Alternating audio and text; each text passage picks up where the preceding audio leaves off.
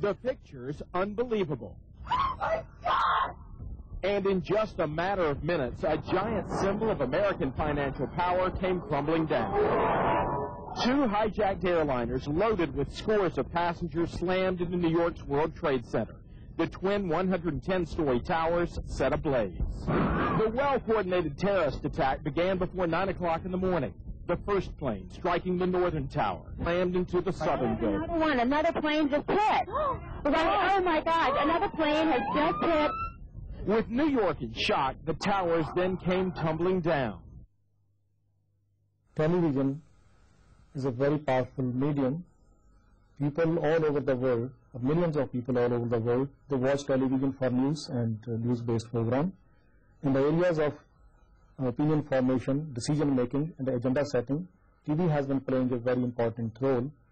The students who join journalism and mass communication departments of various universities, they generally think that TV journalism is a very glamorous, adventurous and lucrative profession. They forget that this profession has many challenges and they have to face many challenges before they join or after they join television profession. A television journalist cannot afford to sit in his own room and just depend upon telephonic conversations or press notes or press conferences or even studio recordings. He has to go to the field to collect or to take the footage on which finally the news has to be packaged or made for the eagerly waiting viewers. To discuss the various aspects of television journalism, we have with us Mr. Taradat Sati, he is senior producer with Doordarshan News, and we have also with us Dr. Vijay Kumar, who teaches mass communication at Kerala University, Thiruvananthapuram, and then we have with us Niladri Mohan Satpathy, he is also a senior producer in Doordarshan News. So let us start with Dr. Vijay Kumar. Dr. Vijay Kumar, you are an expert in media education, and you have been teaching television journalism for the last few years.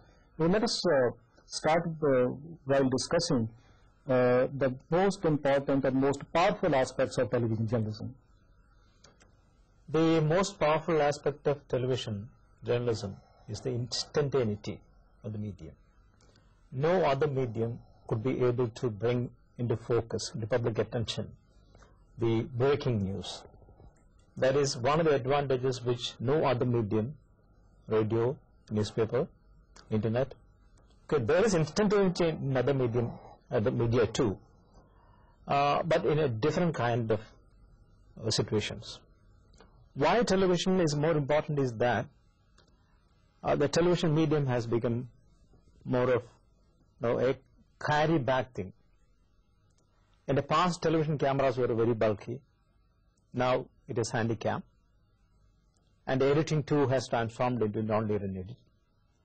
One can even broadcast programs even from a far off land with the transmission facilities, and even one can recall information if you have a small computer, a laptop computer with you. So this has revolutionized over a period of time during the last 10 years. The developments in the technology have made television more dearer to the public. Mr. Sati, would you like to add something from your side since you are a professional? Yeah, I fully agree with him. Not only small gadgets, but also cameras like flight cams and cameras like the Tehelka people try to use it spy cams. And also you have editing suites you can carry along with you, like a briefcase. It can record two sources, same time it can edit on the spot and transmit with adding a small satellite dish antenna. So things are, getting smaller and smaller day by day. So I think technically things are improving.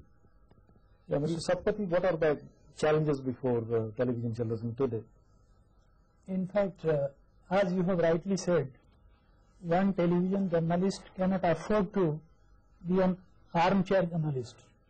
He has to go to the spot, because nowadays the definition of news hasn't changed. What has happened is no more in news. It is what is happening is news. So considering this fact in the mind, the TV journalist has to go to the spot instantly, bearing all difficulties, problems, fear factors, everything, will go on the spot, particularly for coverages like calamities and war situations. He has to go there and, like a participant observer, he has to report from that very spot, and that itself is a challenge. Some people say that TV journalism is very good journalism for breaking the stories, but it lacks the depth or the analysis or the inquisitiveness or the skepticism of print journalism. Mr. Vijaykumar, how would you like to react to that? No, you cannot expect television to be more in depth. No, television's main purpose is to bring news instantaneously as it happens. It is not something that happened, but something that is happening. It is breaking news. Once this is brought to the public, the other media, particularly the print media, could take up the challenge of investigating why it happened,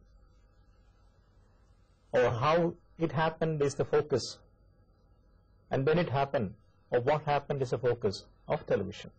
But why it happened, I think the interpretative angle or the more investigative angle of the story has to be taken care of by the print media.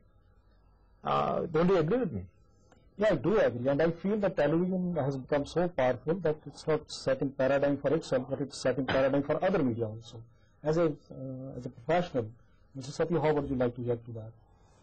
You see, how it has affected the print media also, or the print yes, it has. Yes, if you see the still photographs on the 11th September's or 12th September's photographs published in the newspaper, you can't really, make out whether what magnitude that attack on World Trade Tower could have been. But the real picture was projected by television. The minute details and the amount of the calamity and the fine details, only television journalists could have provided.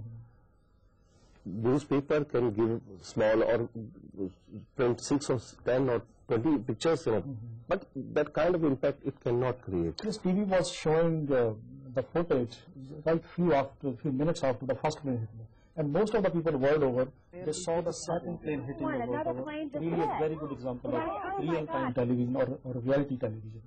Mr. Sati, what would you like to say about this real-time television? Yeah, absolutely true. In fact, I feel, as you said, this newspaper journalism, TV journalism is a dynamic aspect of this frigid journalism. In case of newspaper, it is freezed, but the dynamic aspect, only TV can provide to that kind of pictures or news, whatever. So, but at the same time, Mr. Satpathy, I would like to point out one example of how television can be effective at some point of time. Seeing is believing. Yes. yeah. No, that is a oft-quoted quality about television. But remember, it is also make-believe media. Yes, that's true. Yeah, we have seen in many wars where propaganda played havoc with the media. In the last Gulf War, and before that, you may remember, there was a story about the Chernobyl disaster. A French television recorded a small fire in a French village, and that has been shown as a Chernobyl disaster. The fact is that as a student of mass communication, sometimes I feel that the elite people, educated people, they depend upon print media for guidance, for views, or for agenda setting. But as far as the common people are concerned, they generally, or they feel that television has more credibility for them, as they believe and see this believing. But the fact is that some stories are manufactured, sometimes the stories are created, sometimes the truth is the biggest rather casualty. I would like to ask both of you, as an academician, as a professional, or even Mr. Sattari can add to it, how you view this problem. The concocted stories appear in all the media. It's not only television, it is not only newspaper, it's radio, every medium, the concocted stories can appear. People may believe at one point of time, but since there are other media, they would also bring news about this. So it may live for 24 hours or even 48 hours. Then truth will come into light. And with the clash of interest of the various media, naturally and in all probability, the truth will come out. In last 10-12 years, we have seen fall of certain groups like disintegration of USSR and the end of Cold War, so-called. So now, because they were fabricating their own type of stories, but their people did not believe it. But at the same time, I would like to point out another aspect, which I think is very important. Television has become more of a trivial medium. There is a criticism that it is triviality, not reality, that has been projected onto television. Because of commodification tends television to present news in the, say, in the entertainment mode. Would you like to say something more on it? I mean, how it has become a commodity? Commodity in the sense that, when news broadcasts become very important in viewership, because that commands more viewership than any other television programs. And the thrill of news become more important. The thrill of news has become more important. Advertisers are targeting this. They are finding that this is a potential medium for them. The most entertaining news, the most thrilling news has become more important for them, the advertisers. They encourage television people to do more of this stuff coming down the tube, so that there is an enjoyment also. People like to enjoy war. It has become, war has become an entertainment. The WTC story has been watched by people. But what I mean to say, at the same time, we have to understand that these, what our target viewers are not only anonymous for us, they are heterogeneous in nature, and they are also scattered. And to know their side, you have to prepare the news aspect of the journalism in such a way, be a part of programming. Besides the commercial aspect, besides the pecuniary element involved in it, there is a social aspect also. So unless it is eye-catching, otherwise it will lead to boredom. 24 hours news channel, the same news if will be throwing, then it tends to dilute the attention of the viewers. Mr. Sattari, as there are so many channels and they telecast so many programs that are basically entertaining programs for the entertainment of the people, then why the news has to be in that entertainment format? Hardly 3 or 4% people watch news. We should remember. What are the compulsions? Why news is being sold as a commodity, or why news is being sold as an entertainment product? I mean, we should remember that these news channels or networks have to survive. They need finances. And if their viewers don't watch them, no one is going to advertise on their channels. So they tend to sensationalize the news a little bit. To a certain extent. To a certain extent. But ultimately you'll find more or less they'll be on the same level a day after, or after a few hours, But in the beginning, they'll try to catch people towards their networks and their channels. So they tend to produce news or reporting in a way, people that attracted towards Mr. Safari, you have very rightly raised this question of competition among various channels. I do agree. But I have read recently in a book written by George Comstock, it's on American television. But in that book he makes an argument. He says that this is perhaps the only industry, media is the only industry in which the competition leads to deterioration in the quality of the programs. He says in all other industries the competition leads to quality of the programs. But here, as the competition increases, the quality decreases. How do you interpret this? So at the moment you see only this Afghan war is the main subject. Until a new subject more powerful than this comes in, I think most of the channels will beat the drums of only this. People will manufacture. Yeah. Another breaking news. Now it is manufacturing of consent in television. Yeah. You are being taken over by the forces of commercialization, industrialization. The forces of business have been taken over by. That is right, but not at the cost of objectivity or truth. What is objectivity or truth? No, it is all a question. It is all relative. It is all relative. And you, the television people, want you to believe many things. And I don't think that there is a marked difference between television companies in this regard, because all people want to trivialize things. Of course. That is the main thing about it. And in this particular case, you want people to sit and always watch television. They don't want you to read a newspaper. They don't want you to read a book. Now, it is a concerted effort, I would say it is a concerted effort by all governments, be it a democratic government, be it an autocratic government, be it a communist government, be it a socialist government. Everywhere, I see all over the world that there is a concerted effort. And the forces of, say, the business forces, the commercial interest, in fact, are steering the television companies. That was always remained. As long as radio was in power, it was popular, people used to invest and people used to pamper television journalists.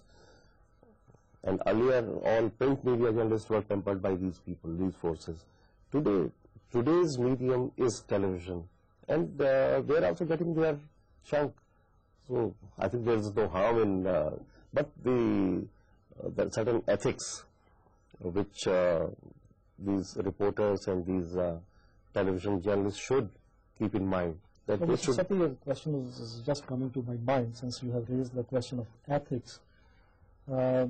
These days, the war in Afghanistan is, one-sided war in Afghanistan is going on, and the channels, the American channels, the big channels are covering it. But even that has been observed, or the studies have shown, that even the Indian channels have been devoting 2/3 of their time to the war in Afghanistan. I mean, I think the more time they gave to the, 2/3, that's the more time than they gave to even to the Kargil war. Do you think it's professionally and ethically right to devote so much time when there are so much other issues, so many other events are taking place, so many other problems? Partially the other interests are taken care of, but at the moment this this Afghan war is the main issue, and the whole world is interested in knowing what is happening there, how because it may not take shape of a world war. Everybody is worried and cautious about these things because we have interrelated relations with all countries of the world. So, but at the same time, print media has not been giving so much coverage. No doubt on the front page you would find big stories. Every day there is a banner headline, big headline, or 2, 3, 4 stories on the war. But they definitely have not been giving so much space to the war. They have not been ignoring other issues or other problems that other countries facing. You see, this newspaper have only one dimension, that is some written information and one picture. Whereas in television you see real life picture or real live picture with sound.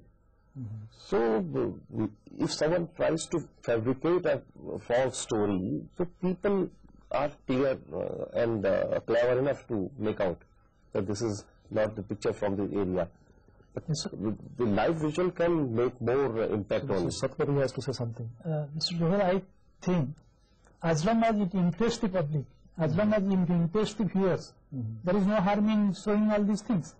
But one thing we have to keep in mind, this war is not a mere war. It has got so many things. It is not only war in warfield, even it is a media war, it is economic war. The whole economy, why it's a media war? All aspects. No, I have Why it's a media war? That's the question. That is a question. I have heard all three of you. What I believe is this has been projected. A war has been made. I said, no, it has been romanticized or something. Yeah, that's the point. It hasn't romanticized. Why? Why do you fight? All media, particularly television, is all out to create a war. Though technically it's not a war, it's a one-sided war. But we are also concerned about our country's security. So how the public opinion takes shape, how world community looks at the subject of terrorism. So we are also bothered about these things.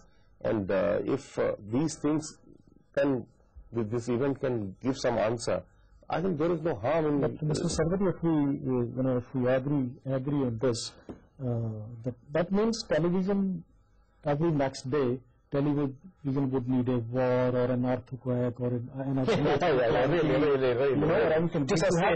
to sustain itself, or to sustain its viewership. Then again the question of ethics again arises, to what extent, how many events television should have, or how many events in a week, in a month to sustain its viewership. That's the point. But it's not only news that carries the stories of war and other things. The television networks and channels have not many other programs also of public interest. No, without news, without the war news, what you watch on television is only inaugurations.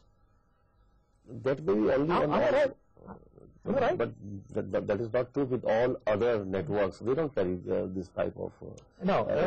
Particularly, I am particularly talking about Indian television, be it in the government sector or in the private sector. What I watch on television is without a war or without a natural calamity, what I watch on television is this is about natural calamities. I would like to, Mr. Satpathy, since he is from Odisha and he might have seen the floods in Odisha with his own eyes or might have covered the Odisha floods. That's a very important question in television journalism, how to cover natural calamities like earthquake, floods, or how to cover very emotionally charged situations. Yeah, there comes the real challenge of a journalist.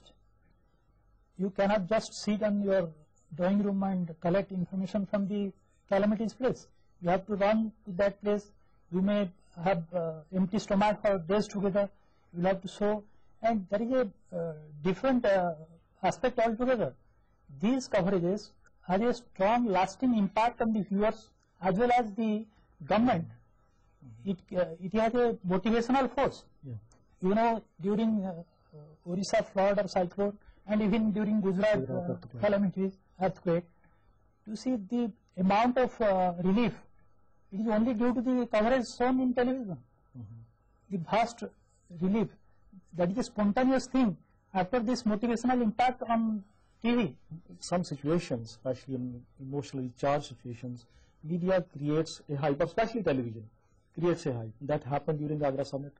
That happened during hijacking of Indian Airlines plane to Kandahar. I mean, there can be numberless examples where the media created a hype, increased people's expectations, and finally that led to frustration among the people. And that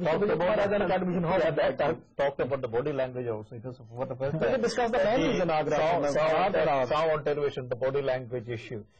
These are, I think, we aren't shaping sort of setting the agenda for the public. I think That happens mostly with television, because television happens to be a powerful medium. And this, in fact, can lead the people maybe to the right side of the problem or to the wrong side of the problem. I think media has, for the last many years, particularly television, has been overdoing. it's a worldwide phenomenon. Because You cannot just say you cannot just say that this is an international problem and this is a problem all over the world. But at the same time, in a country like India, in a democratic country like India, we have our own identity. Why couldn't we set an example for the rest of the world? Mr. Vijay, just to conclude our discussion, we have, like as an academician, how you view at the future of television journalism, and what you think are the possibilities of the mass communication students who want to enter into this profession? As I told you in the very beginning of the discussion, television medium has become more versatile in the sense that the technology has improved its effectiveness as a medium of mass media, of mass communication. It has digitized the equipment.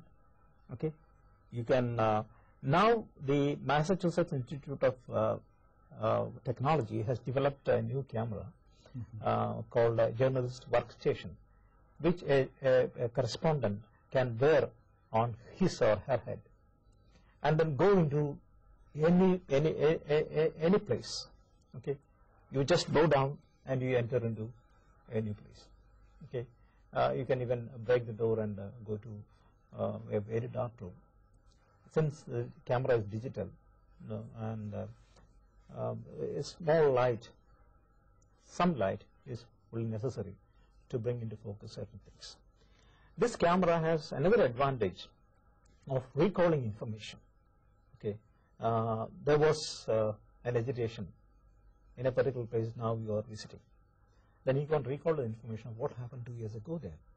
So it has become more of a versatile medium, and I think the chances of journalism students taking up these challenges, it's a dynamic medium, it's a medium where your enthusiasm will be rewarded.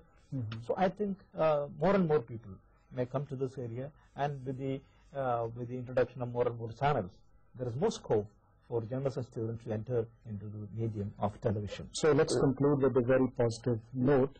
Yeah, I would like to add challenges are there. Yeah, he wants to add. You want to say something, sir? Yeah, I would like to add that the future of television is much more brighter, because if you see television coverage wise, it is limited to the cities only at the moment. But the amount of technical improvement is coming in. Actually, that's a very important point. The village so far has not been covered on television, and television should go to the village. But the technology is coming so fast with internet. You will find after some time a television network is operating from a village. The person who has a computer with network or a small dish with satellite, so things will be much brighter day by day. And you will see today we can show Afghan war or any other event across the world or 7 seas, but we can't show an event happening in a remote area of our country. So whatever may be the limitations of misgivings of television journalism, television is going to stay as a very powerful news medium in the near future.